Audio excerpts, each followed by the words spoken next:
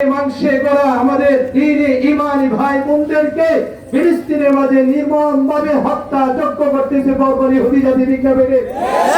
আমরা আজকে দেখছি পৃথিবীর সামান্য কিছু বিষয়ে জাতিসংঘ বিভিন্ন মানবতা যে সংগঠনগুলো রয়েছে তারা উঠে পড়ে লেগে, কিন্তু আজকে ফিলিস্তিনের মাঝে আমাদের নবজাতক শিশুগুলো এবং অতি বয়সের এবং শিশু বাচ্চাগুলো, নাবালেগ শিশু মেয়েগুলো এবং যুবক বৃদ্ধ আবাল বাদালগুলোকে যেভাবে নির্মম করে হত্যা করা হচ্ছে, কিন্তু সেখানে জাতিসংঘ সহ পৃথিবীর সমস্ত মানবতা সংগঠনগুলো নীরবতা পালন করতেছে।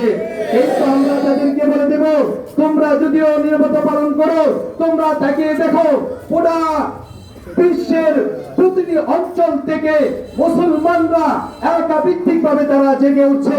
তারা তাদের ইমানের চেতনায় অচিরে তোমাদের সমস্ত শক্তি তোমাদের একতাকে মুসলমানরা একত্রিত হয়ে ধূলিসাৎ করে দিবে ইনশাআল্লাহ। এই পর্যায়ে আপনাদের সম্মুখে সংক্ষিপ্ত একটি কথা রাখার জন্য অনুরোধ করছি।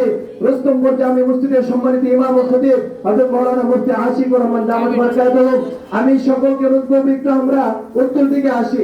আমাদের আরো কলাবাগ থেকে মিছিল আসবে, সরকারবাড়ি থেকে আমাদের মুসল্লি আসবে, আমরা একটু ডান দিকে চেপে বসি। আমাদের মুফতি আশিকুর রহমান সাহেব সহ সকল ইমাম খতিবদেরকে আমি অনুরোধ করব, আমাদের সময় কম এবং আমাদের এই প্রচুর রত অল্প সময়ের মধ্যে আমরা অনুষ্ঠান শেষ করব। মিছিলকারীদের আগমন আমরা দেখবেন, লিল্লাহি তাকবীর, আল্লাহু আকবার। মিছিলকারীদের আগমন, দুনিয়ার মুসলিম এক হও, জিহাদ করো, এক হও, জিহাদ করো। দুনিয়ার মুসলিম ফিলিস্তিনে হামলা কেন? জাতিসংঘ জবাব চাই, জাতিসংঘ জবাব দাও। আমার ভাইয়ের মূল্য কেন? নারে তাকবীর, আল্লাহু আকবার।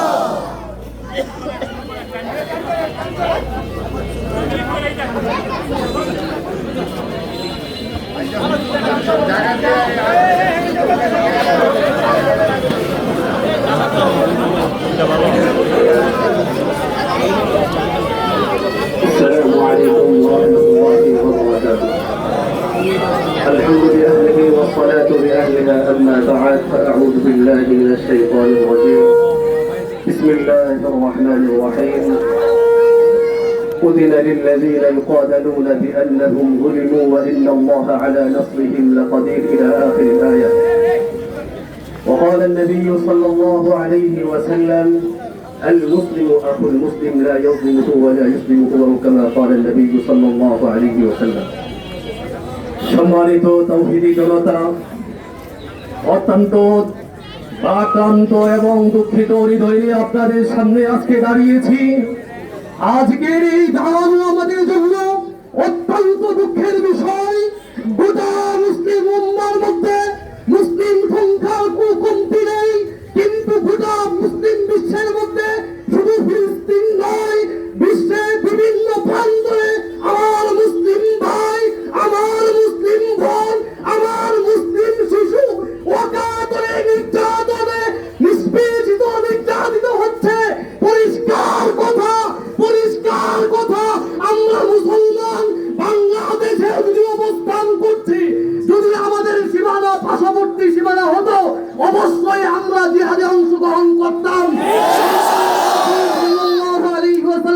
পরিষ্কার বলেছেন, মুসলিম মুসলমানের ভাই, এইটা আমরা শুধু এক অঙ্গের মতো ভাই, বন্ধুত্বের ভাই নয়, বন্ধুত্বের ভাই নয়, আত্মীয়তার ভাই নয়, এক অঙ্গের ভাই। এই জন্য আমরা আপনাদের প্রতি উদাত্ত আহ্বান রাখবো, সর্বক্ষেত্রে আমরা ফিলিস্তিনি মুসলমানদের সহযোগিতা করার জন্য সর্বাত্মক চেষ্টা চালাবো। আল্লাহ আমাদের সকলকে তৌফিক দান করুন। এই পর্যায়ে সংক্ষিপ্ত দুটি কথা বলবেন কাজীবাড়ি মসজিদের সম্মানিত ইমাম ও খতিব মুফতি দ্বীন ইসলাম দামাত বরকাতুহু।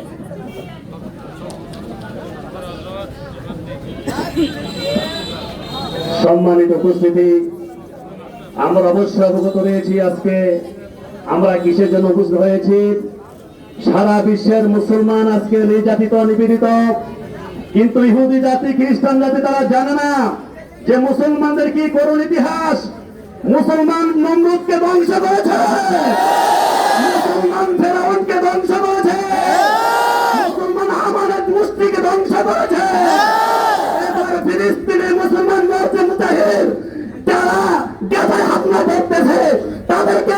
এই পৃথিবীর ইতিহাস থেকে মুছে দেবে ইনশাআল্লাহ। সম্মানিত হাজিরিন, আমরা মুসলমান শিখে যেতে আমরা অন্য হয়তো অনুরক্তশালী, আমরা আসল উত্তরশালী যদি ওলামায়ে কেরাম যুদ্ধের ময়দানে ডাক দেয় কে কে যেতে লাগে যাচ্ছে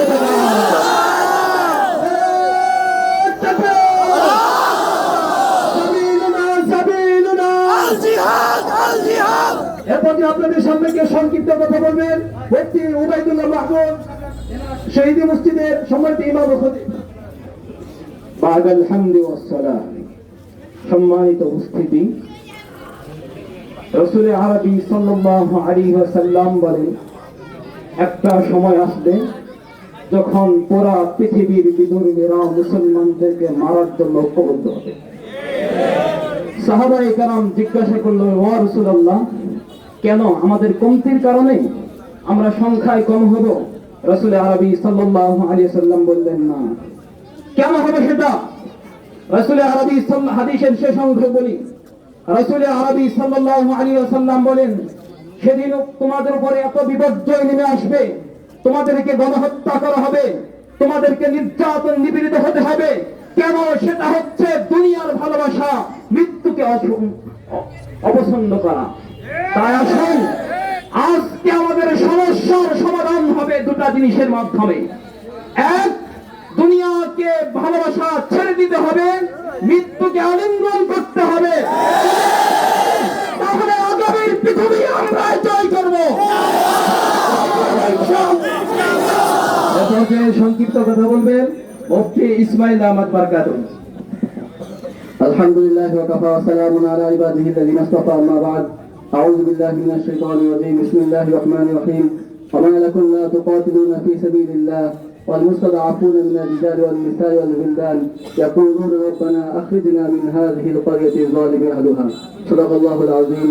সম্মানিত তাওহীদি জনতা, আজকে আমরা যে সময় একত্রিত হয়েছি, হয়তো এই মুহূর্তেই আমাদের গাজার বুকে ইহুদিদের শক্তিশালী বোমা বর্ষণ হচ্ছে। এই মুহূর্তে হয়তো আমাদের শিশুদের লাশগুলো বিচ্ছিন্ন হয়ে যাচ্ছে, আকাশের মধ্যে উঠছে। এমন এক করুণ পরিস্থিতিতে আমরা কিভাবে এখানে দাঁড়িয়ে আছি, এটাই আমাদের বোধগম্য না। আজকে তো আমাদের উচিত ছিল সারা পৃথিবী থেকে মুসলমানরা ঐক্যবদ্ধ হয়ে গাজার দিকে এগিয়ে যাওয়া।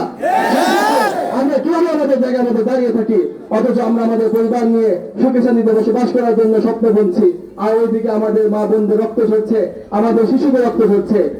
প্রিয় মুসলিম জনতা, আমাদের এখন চিন্তা করার সময়, আমাদের এখন ঐক্যবদ্ধ হওয়ার সময়। এই আখিরি জামানায় খুবই শেষ সময় আমরা অতিবাহিত করছি। এই সময়টিতে আমাদেরকে ঐক্যবদ্ধ হতে হবে এবং আমাদেরকে সেই ব্যাপারে চিন্তা ফিকির করতে হবে, চেষ্টা করতে হবে কিভাবে আমরা সেই ইমাম মাহদীর জামাতের মধ্যে আমরা একত্রিত হতে পারি। এটা আমাদের ঘরে বসে বসে শুধু কল্পনা করলে হবে না, বরং আমাদেরকে আমাদের জায়গা থেকে আমাদেরকে এরকম ধন সম্পদের মায়া ত্যাগ করে, জীবনের মায়া ত্যাগ করে আমাদেরকে অবশ্যই রাস্তায় বের হতে হবে, আল্লাহ রাস্তায় আমাদেরকে বের হতে হবে। এজন্য আমরা সকলে প্রস্তুতি গ্রহণ করি। আল্লাহ আমাদেরকে তৌফিক দান করুন, আমিন। সম্মানিত তাওহীদি জনতা, এ পর্যায়ে আপনাদের সম্মুখে সংক্ষিপ্ত কথা রাখবেন খালপাড় জামে মসজিদের সম্মানিত ইমাম ও খতিব হাবিবুর রহমান সিদ্দিকী, খালপাড় দক্ষিণ। আলহামদুলিল্লাহি রাব্বিল আলামিন হামদাশ শাকিরিন ওয়াস সালাতু ওয়াস সালামু আলান নবিয়্যিল আমিন ওয়া আলা আলিহি ওয়া আসহাবিহি আজমাইন। শতভাগ ধিক্কারের সহিত বলছি, যে সময় গোটা মুসলিম উম্মাহরা একত্রিত হচ্ছে, এই সময় ফিলিস্তিনি এমন নির্যাতন নিপীড়ন করছে, আল্লাহ সুবহানাহু ওয়া তাআলার কাছে ফরিয়াদ করছি, আল্লাহ তাআলা যেভাবে ফেরাউনকে, নমরুদকে, হামানকে ধ্বংস করে দিয়েছে, ওই নেতানিয়াহুর সকল অঙ্গ প্রত্যঙ্গ, সকল শাখা প্রশাখাকে আল্লাহ তাআলা ধ্বংস করে দেয়। বিশ্বের আজকে প্রায় 57টি মুসলিম কান্ট্রি রয়েছে। 57টি মুসলিম কান্ট্রি একসাথে একত্রিত হয়ে যারা রাষ্ট্রপ্রধান রয়েছে, তারা যদি ঐক্যবদ্ধ হয়ে যদি আজকে যদি স্লোগান যদি তুলতে পারতো, ওই নেতানিয়াহুর মতো যত নিকৃষ্ট নেতা রয়েছে তারা দু চোখ বেয়ে পৃথিবীর দিকে তাকাতে পারতো না। শুধু তাই নয়, গোটা বিশ্বের মুসলিম 57টি রাষ্ট্রের মধ্যে প্রায় 50 লক্ষ সেনাবাহিনী রয়েছে। ওই সকল সেনাবাহিনীরা যদি আফগানিস্তান থেকে গাজার দিকে মাস অফ আফগানিস্তান, মাস অফ গাজা যদি করত, তাহলে আজকে নির্যাতন নিপীড়ন স্টিমুল আর গাজার উপরে চালাতে পারতো না।